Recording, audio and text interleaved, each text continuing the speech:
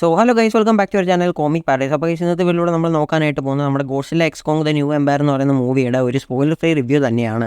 അപ്പോൾ ഇതുവരെയായിട്ട് നമ്മുടെ ചാനൽ സബ്സ്ക്രൈബ് ചെയ്യാത്തവരാണെങ്കിൽ ചാനൽ മറക്കാനൊന്ന് സബ്സ്ക്രൈബ് ചെയ്തേക്കുക, അതൊരു വീഡിയോ ഒന്ന് ലൈക്കും ചെയ്തേക്കുക. അപ്പോൾ നമുക്ക് നേരെ വീഡിയോയിലോട്ട് പോകാം.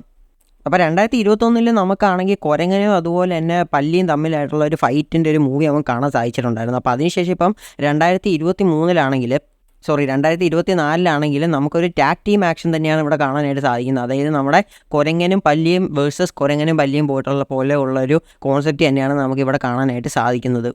അപ്പോൾ ഗോഡ്സിലയും കോങ്ങും തമ്മിലുള്ള ആ ഒരു ഫൈറ്റിന് ശേഷം നമ്മുടെ ഗോഡ്സില ആണെങ്കിൽ ഇപ്പോൾ സർഫേസിലും അതുപോലെ തന്നെ കോങ് ആണെങ്കിൽ ഹോളോ എർത്തിലും ആണ് ഉള്ളത്. നമ്മുടെ ഗോഡ്സില ആണെങ്കിൽ സർഫേസിൽ വരുന്ന ബാക്കിയുള്ള മോൺസ്റ്റേഴ്സിനെ എല്ലാം തന്നെ ഡിഫീറ്റ് ചെയ്ത് എർത്തിനെ പ്രൊട്ടക്റ്റ് ചെയ്യുകയാണ്. അതുപോലെ തന്നെ കിങ് ഓഫ് മോൺസ്റ്റേഴ്സ് എന്ന് പറയുന്ന ആ ഒരു പേര് നല്ലപോലെ തന്നെ നമ്മുടെ ഗോഡ്സില നിലനിർത്തുന്നുമുണ്ട്.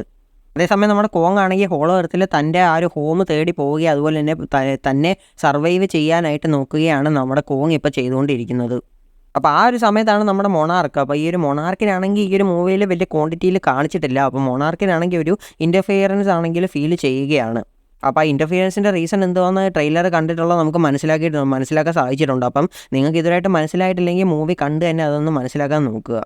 അപ്പോൾ അതിനുശേഷം മൊണാർക്കാണെങ്കിൽ ആ ഒരു ഇൻ്റർഫിയറൻസ് എന്താണെന്ന് ഇൻവെസ്റ്റിഗേറ്റ് ചെയ്യാൻ വേണ്ടി ആ ഹോളോ എർത്തിലേക്ക് പോവുകയാണ്.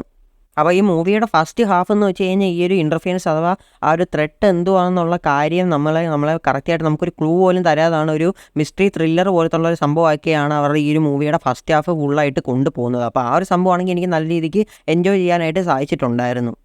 അപ്പോൾ നമ്മുടെ ഗോഡ്സില വേഴ്സസ് കോങ് എന്ന് പറയുന്ന ആ മൂവിയുടെ അത്രയും വന്നിട്ടില്ലെങ്കിൽ പോലും അവർ നല്ല രീതിക്ക് ഈ ഒരു മൂവി നല്ല രീതിക്ക് തന്നെ നമ്മുടെ Godzilla x Kong the new empire movie അവർ എടുത്തിട്ടുണ്ടെന്ന് പറയാൻ സാധിക്കും. അതുപോലെ തന്നെ ഈ ഒരു മൂവിക്കകത്ത് നല്ല ഒട്ടനവധി ഗൂഫി ആയിട്ടുള്ള മൂമെൻറ്റ്സും അതുപോലെ തന്നെ ഫണ്ണി മൂമെൻറ്റ്സും ഉണ്ടാവും എന്നുള്ളൊരു കാര്യം നമുക്ക് നേരത്തെ തന്നെ അറിയാനായിട്ട് സാധിക്കും.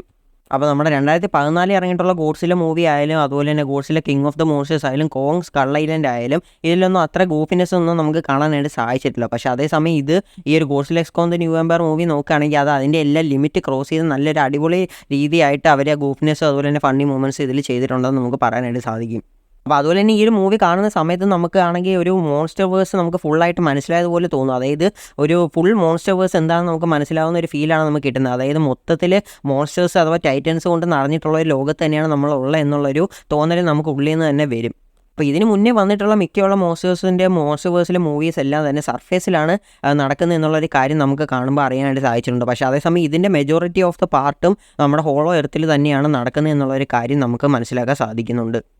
അപ്പോൾ ഈ മൂവി കൂടുതൽ ഹോളോ എർത്തിൽ എക്സിസ്റ്റ് ചെയ്യുന്നതുകൊണ്ട് നമുക്ക് ഇതിൻ്റെ അകത്ത് ഹ്യൂമൻസ് ആയിട്ടുള്ള ആ ഒരു ഇൻട്രാക്ഷൻ അഥവാ ആ ഒരു കോൺവെർസേഷനും കാര്യങ്ങൾ കുറച്ച് മാത്രമേ നമുക്ക് കാണാനായിട്ട് സാധിക്കുന്നുള്ളൂ. കൂടുതലും മോൺസ്റ്റേഴ്സിൻ്റെ ആ ഒരു കഥയും ആ ഒരു ജീവിത ശൈലിയും കാര്യങ്ങളൊക്കെ തന്നെയാണ് നമുക്ക് കൂടുതൽ ഇതിൽ കാണാനായിട്ട് സാധിക്കുന്നത്.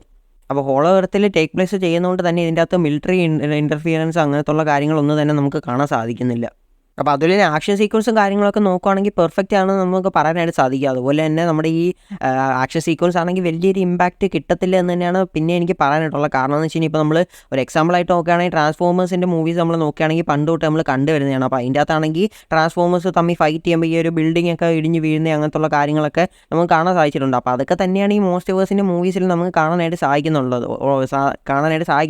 അപ്പോൾ അതുകൊണ്ട് തന്നെ ഇത് വലിയൊരു ഇമ്പാക്റ്റ് ആവും എന്നുള്ളൊരു കാര്യത്തിൽ എനിക്ക് വലിയ പ്രതീക്ഷയില്ല. അപ്പോൾ ഇതിൻ്റെ ലാസ്റ്റ് കുറച്ച് ഭാഗം മാത്രമേ സർഫേസിൽ വരുന്നുള്ളൂ. അപ്പോൾ അതിൻ്റെ ഒരു രീതിയിലായിട്ടാണ് ഞാൻ പറഞ്ഞിട്ടുള്ളത്.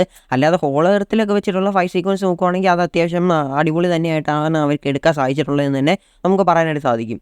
അപ്പോൾ അതിനുശേഷം ഫൈനലി ഗോഡ്സിലയും കോങ്ങിനെ പറ്റി പറയുകയാണെങ്കിൽ അവരെ കാണാൻ വേണ്ടിയിട്ടാണ് നിങ്ങൾ ടിക്കറ്റ് എടുത്ത് ഈ ഒരു പടം കാണാൻ പോകുന്നതെങ്കിൽ വേർത്താണെന്ന് തന്നെ നമുക്ക് പറയാനായിട്ട് സാധിക്കും. അപ്പം നമ്മുടെ ഗോഡ്സില ഉണ്ട് അതുപോലെ തന്നെ കോങ് ഉണ്ട്. അപ്പോൾ മെയിനായിട്ട് ഈ ഒരു ഫുൾ മൂവി ആണെങ്കിൽ കോങ്ങിനെ സെൻറ്റേർഡ് ചെയ്തിട്ടാണ് കൂടുതലും ഈ ഒരു മൂവിയിൽ നമുക്ക് കാണാനായിട്ട് സാധിക്കുന്നത്. അതായത് ഗോഡ്സിലയും കാട്ടി കൂടുതലും സ്ക്രീൻ പ്രസൻസ് സ്ക്രീൻ ടൈമും കാര്യങ്ങളും നമ്മുടെ കോങ്ങിന് തന്നെയാണ് കൂടുതലെന്ന് നമുക്ക് പറയാനായിട്ട് സാധിക്കും. അപ്പോൾ ഗോഡ്സിലയ്ക്ക് സ്ക്രീൻ ടൈം കുറവാണെങ്കിൽ പോലും ഗോഡ്സില എവിടെയൊക്കെ വരുന്നയോ ആ ഒരു സീനെല്ലാം തന്നെ നമ്മൾ നോക്കുകയാണെങ്കിൽ അടിപൊളിയായിട്ട് തന്നെ അവിടെ കാണിച്ചിട്ടുണ്ട് എന്നുള്ളൊരു കാര്യം നമുക്ക് എടുത്തു പറയാനായിട്ട് സാധിക്കും. അപ്പോൾ അതിനുശേഷം നമ്മൾ വില്ലൻസിനെ പറ്റി നോക്കുകയാണെങ്കിൽ അതിലൊന്ന് തന്നെ മെയിനായിട്ട് നമ്മൾ സ്കാർക്കിങ് അതുപോലെ തന്നെ രണ്ടാമത്തെ വില്ലൻ നമ്മുടെ ഷീമോയാണ്. അപ്പോൾ ഷീമോനെ പറ്റിയിട്ടൊക്കെ നമ്മൾ ഓൾറെഡി ഡിസ്കസ് ചെയ്തിട്ടുള്ളതാണ് പല വീഡിയോസിലും. ഷീമോ ഇതിൽ കൺഫേം ആണ് എന്നുള്ളൊരു കാര്യമൊക്കെ നേരത്തെ തന്നെ നമ്മൾ ഡീകോഡ് ചെയ്ത് കഴിഞ്ഞിട്ടുള്ളതാണ്. അപ്പോൾ ആ ഒരു 2 വില്ലന്മാരായിട്ടുള്ള 2 മോൺസ്റ്റേഴ്സിനെ അവർ പ്രസൻറ്റ് ചെയ്തിട്ടുള്ള നല്ല രീതിക്ക് പവർഫുള്ളും സ്ട്രോങ്ങും ആയിട്ടാണ് പ്രസൻറ്റ് ചെയ്തിട്ടുള്ളത്. പക്ഷേ അതേസമയം ക്ലൈമാക്സിൽ ഫൈറ്റ് സീൻ വരുമ്പം പെട്ടെന്ന് എല്ലാം തീർന്നു പോയ ഒരു രീതിയിലായിട്ടാണ് എനിക്ക് പേഴ്സണലി ഫീൽ ചെയ്തിട്ടുള്ളത്. അതായത് പെട്ടെന്ന് തന്നെ നമ്മുടെ ഗോഡ്സിലേക്കും കോങ്ങിനും ആ വില്ലന്മാരെ തോൽപ്പിക്കാൻ സഹായിച്ചിട്ടുണ്ട് എന്നുള്ള ഒരു കാര്യമാണ് എനിക്കത് കണ്ടപ്പോൾ. അതായത് വന്നു പോയി തീർന്നു അത്രേ ഉള്ളൂ. അങ്ങനത്തെ ഉള്ളൊരു സംഭവമായിട്ടാണ് എനിക്ക് തോന്നിയിട്ടുള്ളത്. അവരുടെ ആ ഒരു ക്ലൈമാക്സ് സീൻ, അതിൻ്റെ ആ ഒരു ഫൈറ്റ് സീനൊക്കെ അവർക്ക് നല്ല രീതിക്ക് എക്സിക്യൂട്ട് ചെയ്യാനായിട്ട് സാധിച്ചിട്ടില്ല എന്ന് തന്നെയാണ് എൻ്റെ ഒരു പേഴ്സണൽ ഒപ്പീനിയൻ. അപ്പോൾ നിങ്ങളിപ്പോഴും കൺഫ്യൂഷൻ അടിച്ചിരിക്കുകയാണെങ്കിൽ ഒരു മൂവി കാണാൻ പോകണോ വേണ്ടായോ എന്നുള്ളൊരു കാര്യത്തെ പറ്റിയിട്ട്. അപ്പോൾ അതിനെപ്പറ്റി ഞാൻ പറയുകയാണ്, എൻ്റെ ഒരു ഒപ്പീനിയൻ പറയുകയാണെങ്കിൽ നിങ്ങൾ ഈ ഒരു മൂവിയുടെ എല്ലാ ട്രെയിലറും അതുപോലെ തന്നെ TV സ്പോട്ടും കണ്ടിട്ടുണ്ടെങ്കിൽ അതിൽ ഒട്ടനവധി കാര്യങ്ങൾ നിങ്ങൾക്ക് സ്പോയിലറായി റിവീൽ ചെയ്തിട്ടുണ്ട്. അവർ റിവീൽ ചെയ്ത കുറച്ച് കൂടിപ്പോയെന്ന് തന്നെയാണ് പറയാനായിട്ടുള്ളത്. TV സ്പോട്ടിലൂടെ മറ്റൊക്കെ ഒത്തിരി റിവീൽ ചെയ്തിട്ടുണ്ട് അവർ. അപ്പോൾ ഇതിൻ്റെ ഈ ഒരു മൂവിയുടെ ഫസ്റ്റ് ഹാഫ് നോക്കുകയാണെങ്കിൽ നല്ല സ്ലോ ആയിട്ട് ഒന്ന് റിവീൽ ചെയ്യാതെ നല്ല രീതിക്ക് തന്നെയാണ് പോകുന്നത്. വിച്ച് എനിക്ക് ഏറ്റവും കൂടുതൽ ഇഷ്ടപ്പെട്ടൊരു പാർട്ട് തന്നെയാണ് ആ ഒരു മൂവിയുടെ. അതിനുശേഷം നമ്മുടെ സെക്കൻഡ് ഹാഫിലേക്ക് നമ്മൾ നോക്കുകയാണെങ്കിൽ സെക്കൻഡ് ഹാഫിൻ്റെ തുടക്കം തൊട്ട് മറ്റൊരു ടാൻജൻ്റ് ആയിട്ടാണ് ഈ ഒരു മൂവി, മറ്റൊരു രീതിയിലായിട്ട് തന്നെയാണ് ഈ ഒരു മൂവി മുന്നോട്ട് പോകുന്നതെന്ന് നമുക്ക് പറയാനായിട്ട് സാധിക്കും. അപ്പോൾ ഈ ഒരു മൂവിയെ നിങ്ങൾ ഗോഡ്സില്ല വേഴ്സസ് കോങ്ങുമായിട്ട് കമ്പയർ ചെയ്ത് നോക്കുമ്പോൾ ഗോഡ്സില്ല വേഴ്സസ് കോങ്ങിൻ്റെ അത്രയും വരത്തില്ല എന്ന് തന്നെയാണ് എനിക്ക് പറയാനായിട്ടുള്ളത്. കാരണം എന്ന് വെച്ച് കഴിഞ്ഞാൽ ഗോഡ്സില്ല ആ ഒരു മൂവിക്കകത്ത് ഗോഡ്സില്ല വേഴ്സസ് കോങ് എന്നാണ് പറയുന്നത്. ആ ഒരു പേര് കേൾക്കുമ്പോൾ തന്നെ നല്ല രീതിക്ക് ഹൈപ്പ് ആവുന്നുണ്ട്. അപ്പോൾ നമ്മുടെ ഈ ഒരു ഗോഡ്സില്ല എന്ന് പറയുന്നത് നല്ല രീതിക്ക് ഫാൻ ബേസ്ഡ് ആയിട്ടുള്ള ഒരു മോൺസ്റ്ററാണ്. അതുപോലെ തന്നെ കോങ്ങിന് നല്ല രീതിക്ക് ഫാൻ ബേസ് ഉള്ളതാണ്. അപ്പോൾ അവർ തമ്മിൽ ഫൈറ്റ് ചെയ്യും. ഈ ഫാൻസുകാർക്ക് നല്ല രീതിക്ക് ഒരു ഹൈപ്പ് കയറി ആ ഒരു മൂവി എന്തായാലും തന്നെ അവർ കാണാൻ പോകും. അങ്ങനത്തെ ഉള്ള രീതിയിലായിട്ടുള്ള സംഭവമാണ് നമുക്ക് ഗോഡ്സില്ല വേഴ്സസ് കോങ്ങിൽ കാണാനായിട്ട് സാധിച്ചിട്ടുള്ളത്. പക്ഷേ അതേപോലത്തുള്ള ഒരു സംഭവം നമ്മൾ ഇതിൽ പ്രതീക്ഷിക്കാതെ തന്നെ പോയി കാണുക എന്ന് തന്നെയാണ് എനിക്ക് പറയാനായിട്ടുള്ളത്. അതുപോലെ തന്നെ മസ്റ്റായിട്ട് ഒരു തിയേറ്റർ എക്സ്പീരിയൻസ് ചെയ്യേണ്ട ഒരു മൂവി തന്നെയായിട്ടാണ് ഈ ഒരു Godzilla x Kong the new empire എനിക്ക് പേഴ്സണലി ഫീൽ ചെയ്തിട്ടുള്ളത്. നല്ല രീതിക്ക് തിയേറ്റർ എക്സ്പീരിയൻസ് ചെയ്യേണ്ടതാണ്. ഞാൻ 3Dയിലാണ് കണ്ടത്. അടിപൊളിയായിട്ട് തന്നെയാണ് എനിക്ക് ഫീൽ ചെയ്തിട്ടുള്ളത്. തിയേറ്റർ എക്സ്പീരിയൻസ് മസ്റ്റാണെന്ന് തന്നെയാണ് ഞാൻ പറയുന്നത്. OTTക്ക് വേണ്ടി വെയിറ്റ് ചെയ്യാതിരിക്കുന്നതായിരിക്കും നിങ്ങൾക്ക് നല്ലത്. അപ്പോൾ നിങ്ങൾക്ക് എന്ത് വേണമെന്ന് വെച്ചാൽ നിങ്ങൾക്ക് ചൂസ് ചെയ്ത് ഒന്നെങ്കിൽ തിയേറ്ററിൽ പോയി കാണുക, അല്ലെങ്കിൽ OTTക്ക് വേണ്ടി വെയിറ്റ് ചെയ്യുക. അപ്പോൾ എൻ്റെ ഒരു പേഴ്സണൽ ഒപ്പീനിയൻ ഞാൻ പറഞ്ഞതേ ഉള്ളൂ. തിയേറ്റർ എക്സ്പീരിയൻസ് ചെയ്യുന്നതായിരിക്കും കുറച്ചുകൂടെ നല്ലത്. അതുപോലെ തന്നെ ആണെങ്കിൽ ഈ ഒരു മൂവിയുടെ VFXൻ്റെ കാര്യത്തെ പറ്റി എടുത്ത് പറയേണ്ടതായിട്ട് തന്നെ ഉണ്ട്. അതായത് നല്ല രീതിക്ക് തന്നെ VFX ചെയ്തിട്ടുണ്ട്. നിങ്ങൾക്ക് നല്ല രീതിക്ക് തന്നെ ഇഷ്ടപ്പെടും. അതുപോലെ തന്നെ ഈ ഒരു മൂവിയുടെ ബാക്ക്ഗ്രൗണ്ട് മ്യൂസിക് നോക്കുകയാണെങ്കിൽ 80s ആ ഒരു വൈബും കാര്യങ്ങളൊക്കെ കിട്ടുന്ന തരത്തിലുള്ള ബാക്ക്ഗ്രൗണ്ട് മ്യൂസിക്കാണ് ഇതിന് കിട്ടിയിട്ടുള്ളത്. അപ്പോൾ ചുരുക്കത്തിൽ തന്നെ പറയുകയാണെങ്കിൽ Godzilla x Kong the new empire എന്ന് പറയുന്ന മൂവി ആണെങ്കിൽ കുറച്ച് ഗൂഫി, അതുപോലെ തന്നെ കുറച്ച് ഫണ്ണി, കുറച്ച് വിയേർഡ് ആയിട്ടുള്ള മൂമെൻറ്റ്സും കാര്യങ്ങളൊക്കെ ക്രിയേറ്റ് ചെയ്യാവുന്ന ഒരു മൂവി തന്നെയാണ്.